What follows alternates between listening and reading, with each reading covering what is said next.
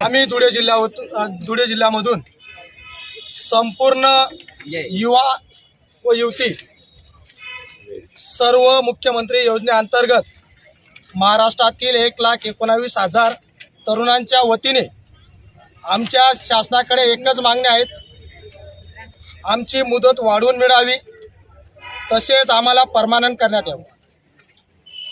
ज्या प्रकारे आम्ही मुख्यमंत्री साहेबांच्या पाठीमागे भक्कमपणे उभे होतो, त्यांना सत्तेवर आणलं, त्याच पद्धतीने शासनाने सुद्धा आम्ही सुशिक्षित बेरोजगार होतो, आम्हाला बेकार करू नये. गेल्या 4 महिन्यापासून आम्ही ज्या आस्थापनावर काम करत आहोत, सगळ्यांना त्याच ठिकाणी परमानंट करण्यात यावा. आमची मुदत वाढवण्यात यावी.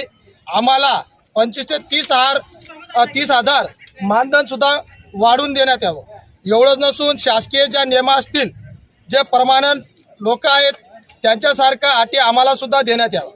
जर असं शासनाने आमचं जे आहेत त्यांना जर परमानंट केलं नाही, आमची मुदत वाढवली नाही, तर आम्ही येणाऱ्या काही दिवसांनी रस्त्यावरती जसे मनोज जरांगे साहेब असतील किंवा ओबीसीचे नेते हाके साहेब असतील, त्यांच्यासारखं त्यांच्यापेक्षा जास्त तीव्र स्वरूपाने संपूर्ण राज्यामध्ये रस्ता रोको आंदोलन करू.